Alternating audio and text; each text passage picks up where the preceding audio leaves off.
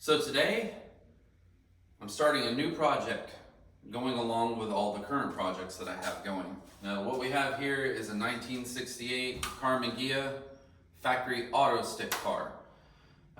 Customer as of right now is wanting to leave it as an autostick. That may change. This car is going to get broke down, full paint job, taken to bare metal, full color change inside and out. Any rust repair, all that obviously will take care of that. Motor training, everything coming out. So it's gonna be a lot of work. Let's take it on a final test drive real quick and pull it in here, kind of give you a little walk around of its current condition, and let's start tearing this thing down.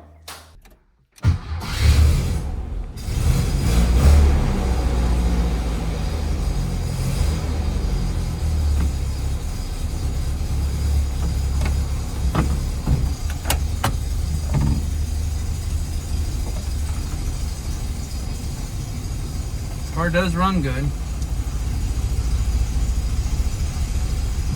If you haven't driven an autostick before, it's kind of cool.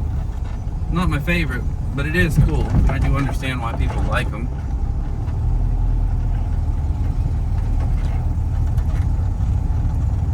We're just gonna go for a quick run down here.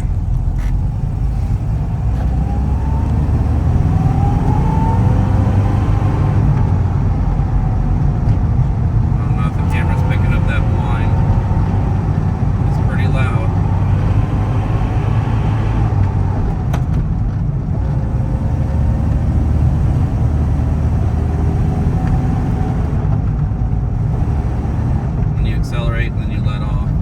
Accelerate, winds, let off, quiet. Alright. Here we go.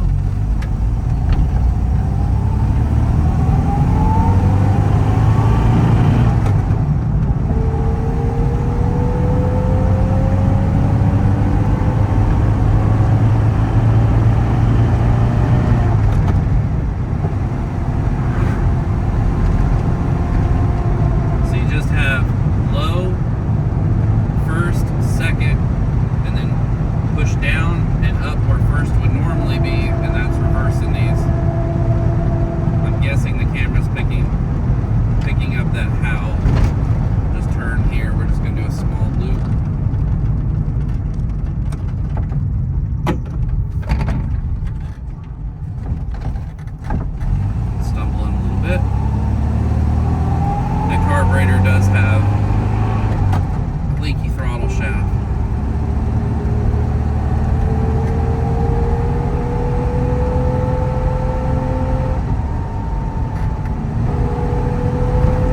Like right here, accelerating.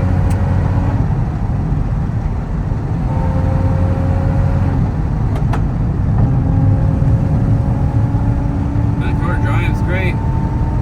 Nice and smooth. It's not pulling. Bouncing. You can really hear the howling right now. Let off, quiet.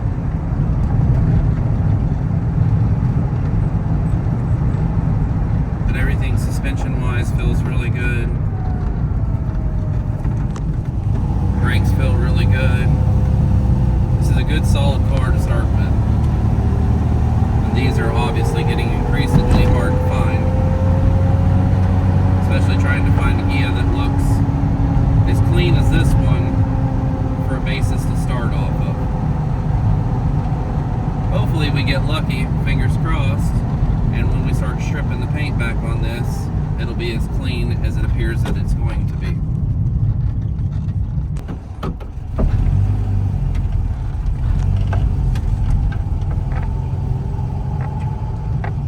Carburetor definitely not very happy on this one.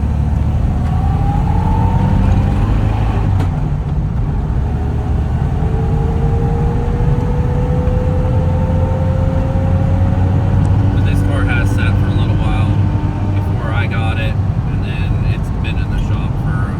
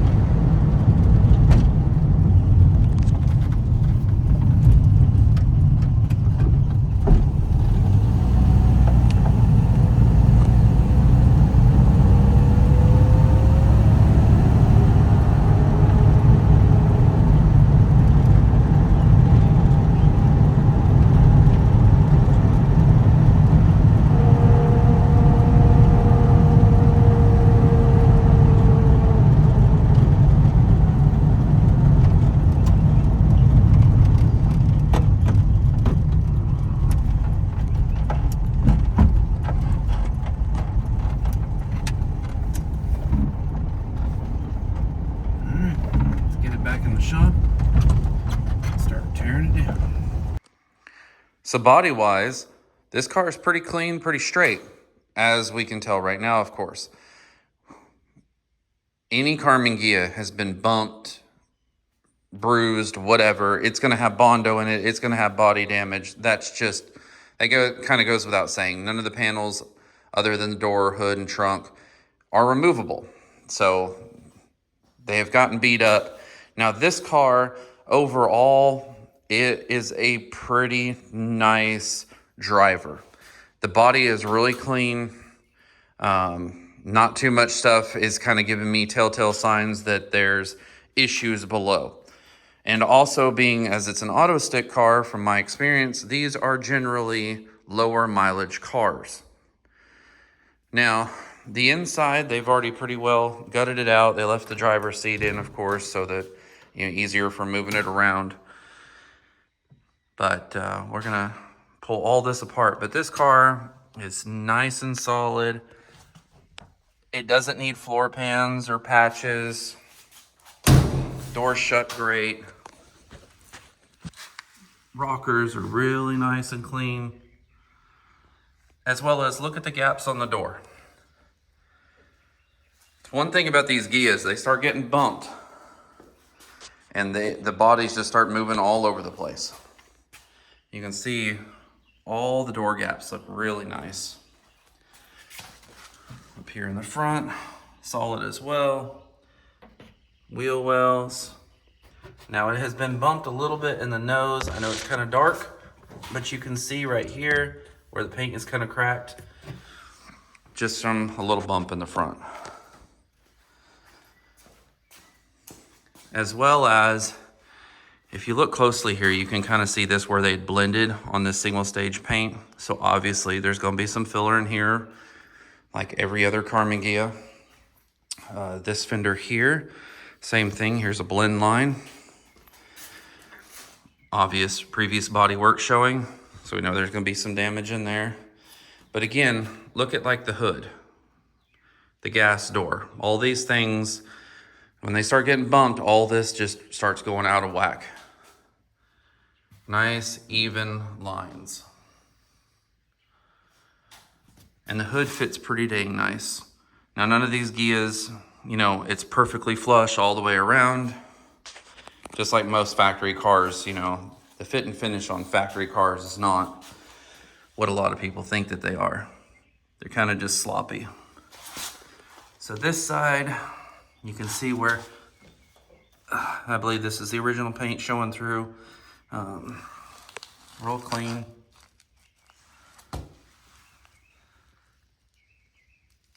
Obviously there's no filler because you can see there's metal right there.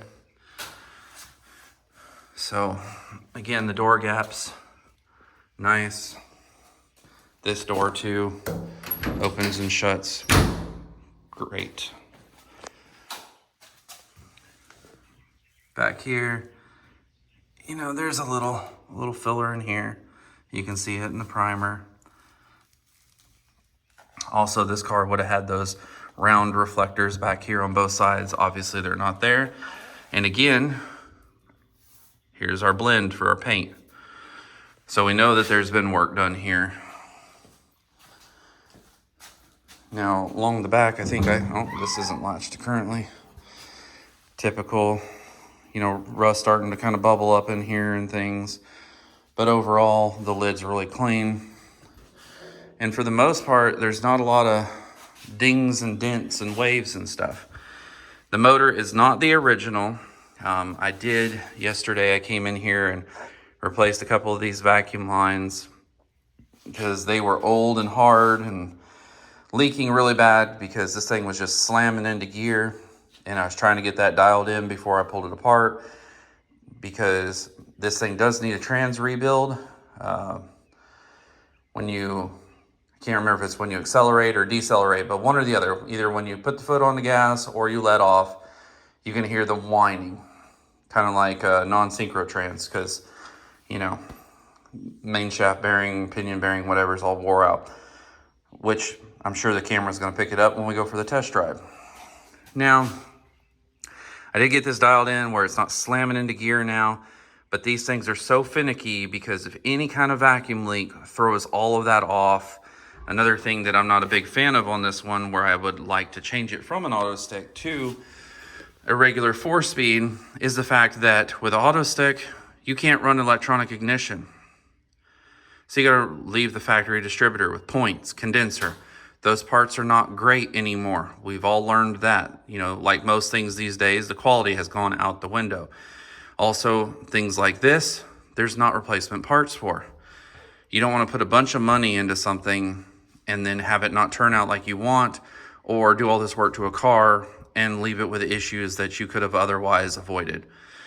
Because it would be nice to just eliminate the stock carburetor setup, the stock distributor setup, do the typical stuff that I like to do, put a set of dual cadrones on this, CV performance ignition, electric fuel pump, and then this has a Motorola 3-wire alternator with a separate regulator.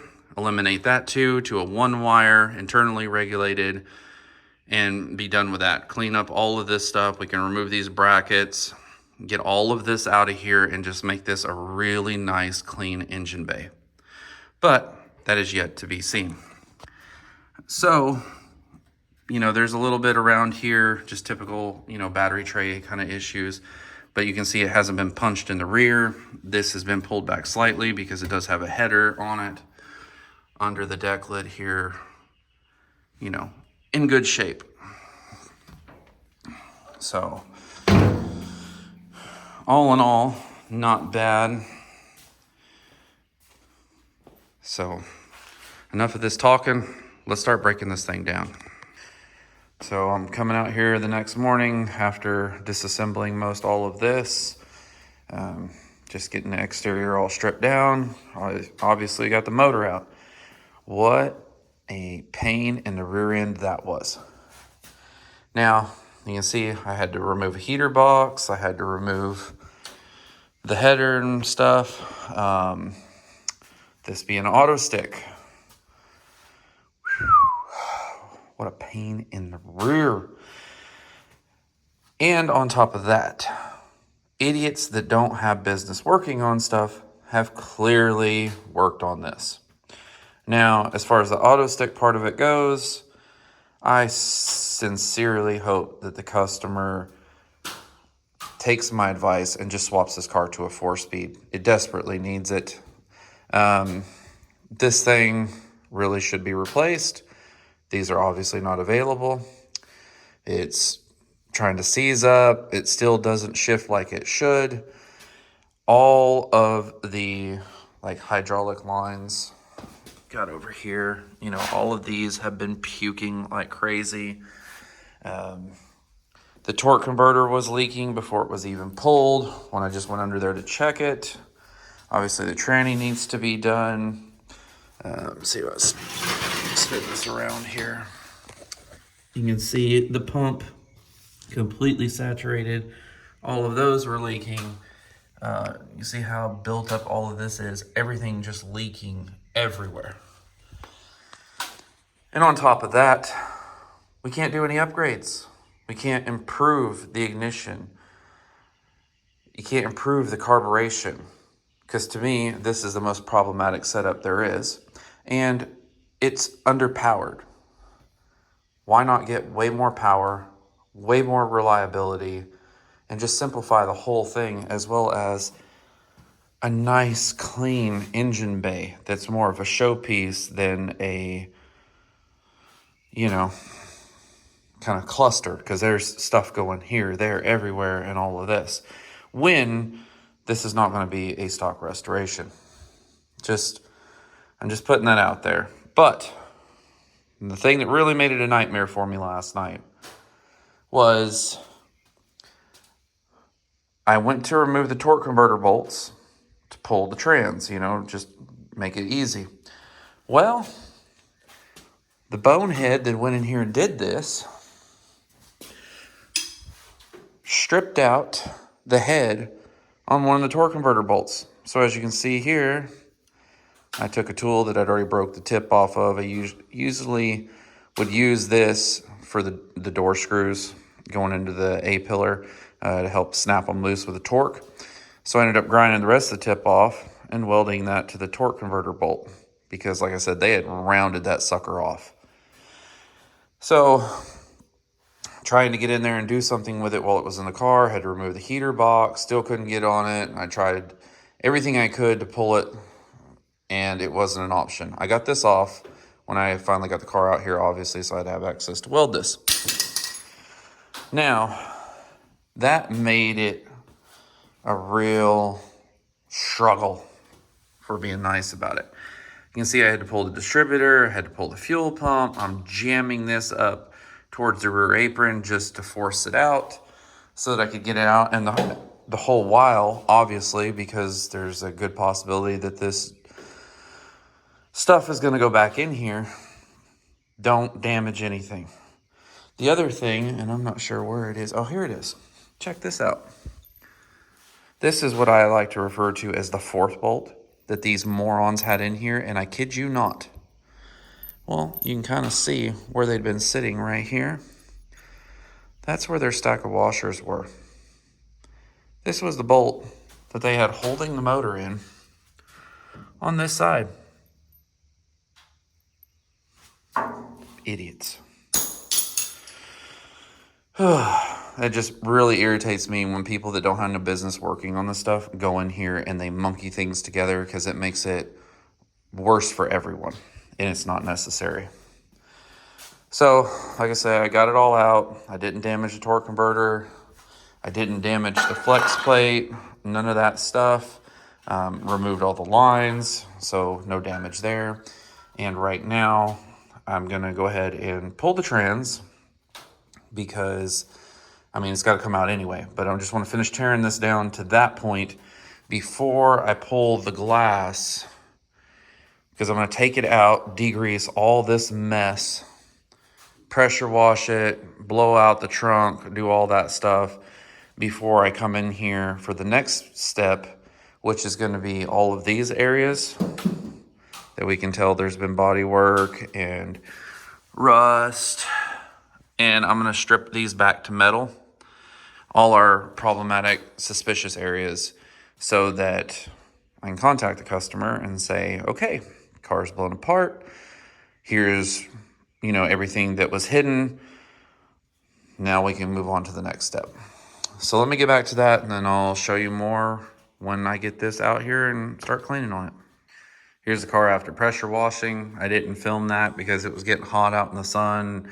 I hosed the whole thing with a super clean degreaser, so trying to get on it and do this all quick without it drying or anything, a lot of people have seen these cars get pressure washed before. So anyhow, here's what we got. A lot of it is basically what was expected. You can see this old lacquer primer stuff here, Bondo, all in here. Some of it's even on top of this. You can come and flake it off over the top. So there's some under, some over, but nothing crazy yet.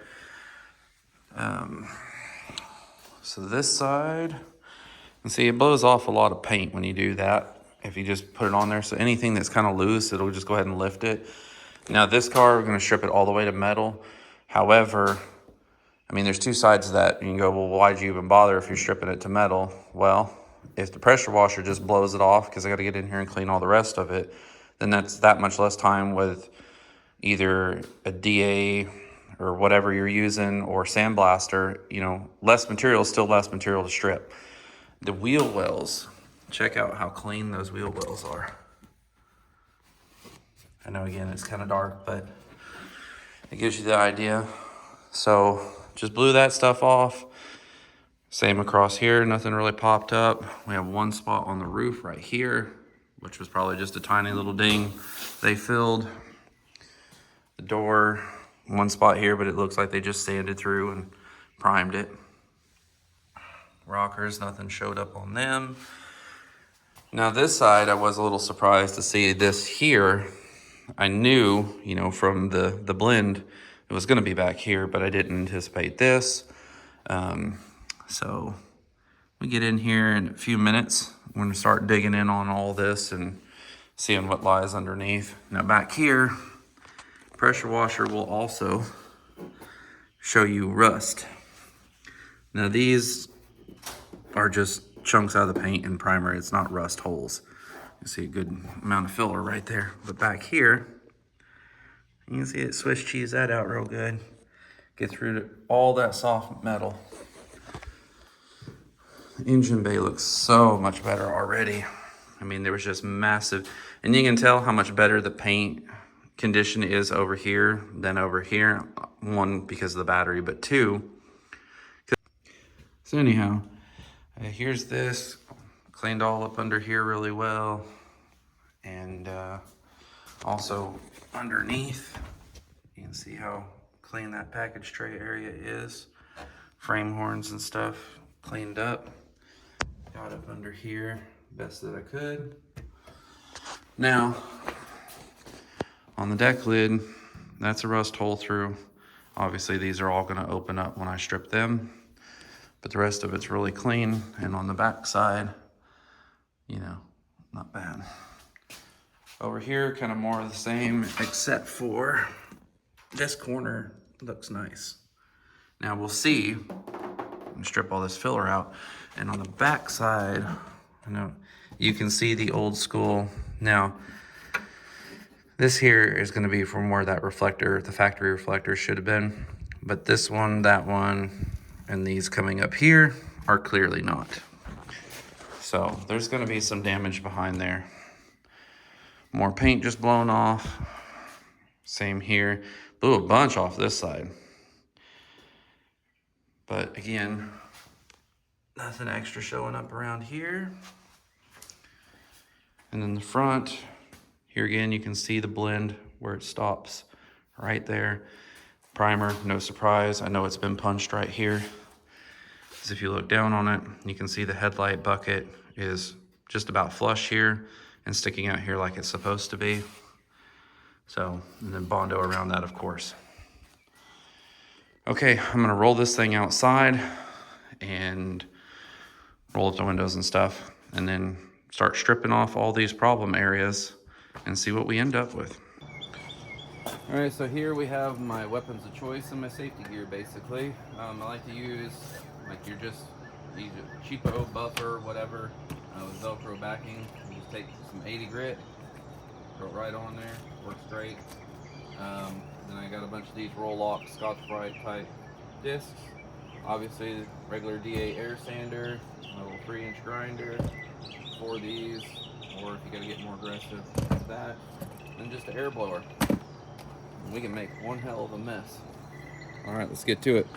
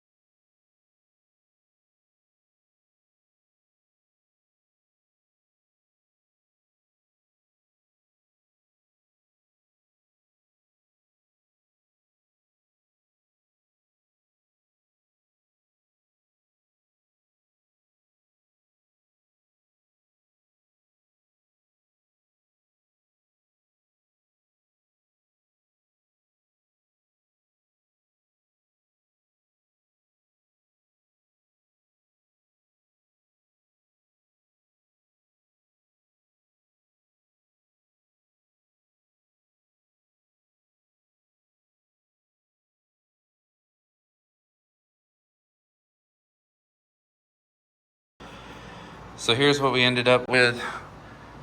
This nose has been seriously worked over. Now, if this was just a driver car, or we'll say a flip car, Bondo it back up, be fine, move on. But to the level this car is gonna go, we're gonna put it, or I keep saying we, but it's just me, gonna put a new nose skin on it. That'd be the best way to go. This side, you know, it's got some pretty good creasing and stuff, you know, where it got hit here, nothing horrible. Just pretty much what was expected there. There was a little bit of rust bubbling down here. You can see it went through. These just have some normal pitting. They should be fine. Back here, this is where I got a little more. There was just a ding there, nothing crazy. But when we come back here, this is more so than I had figured. Now, that's just par for the course. But we'll see if it'll pick it up on camera. I mean, this is severely sunk in here. I mean, this is a big cavity where it's caved in. You can see here where the reflector holes were, but there is no rust in this lower quarter. Thank goodness. But it'll take some work, you know, heating and shrinking and doing all the good stuff here. Get this straightened back out along the bottom of the deck lid, just what was to be expected. This side, they had already previously Bondoed over rust. This I just rolled back up in here because it was already, I mean, you can see how soft it is. So typical, replace this, come around here, just like this spot here. They had already filled it with Bondo, so there's some rust in here. And then on through the back side in here. So I'll have to repair that inside and out.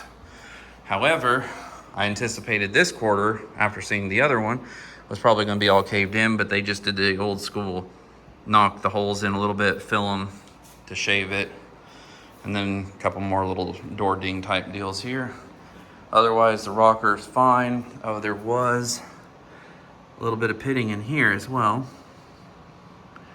A couple places, nothing crazy. And then the front on this side, just some minor damage. Again, nothing crazy. You can see there's another dent there. But overall, pretty good, especially for a Ghia. So as you can tell from that, really looked out on this car. A very nice shape for a Karman Ghia. The owners really looked out by picking a good car. And I looked out because I don't have to do near the metal work that I would normally have to do. Like that. So with this, I am gonna get to do a few custom things. The dash here, the top of it where the dash pad goes, shaving that, giving it the early 60s look. The gas door, shaving that puppy. I like that. More custom stuff. I like to do the custom stuff. The antenna hole, that's getting shaved. The car, they did let me know, it is staying auto stick. I'm still gonna do the clutch tube in the tunnel, but everything in the engine bay is gonna stay, whereas if we were gonna switch this over to a 4-speed, would have tried to do, dual carb, CV performance ignition, all the good stuff there, boost this thing up a bit, and then I would have shaved the engine bay, got rid of all the factory brackets and stuff, but not going there, staying auto stick, at least for now, so all that will stay. The next video coming up on this car is going to be a full nose replacement panel. I'm just gonna do one video on that. All the metal is here already. It's actually here on the bench behind me in the box. So no waiting on that. That's great. If you haven't subscribed yet, please subscribe. We're at over 3,000 subscribers now. Thank you very much to everyone who has already subscribed and continues to watch. If you would, leave this video a like. Appreciate that. Boosts it on YouTube's algorithm, gets it out there more, helps me out, and I sure appreciate it. So I'll see you guys on the next one.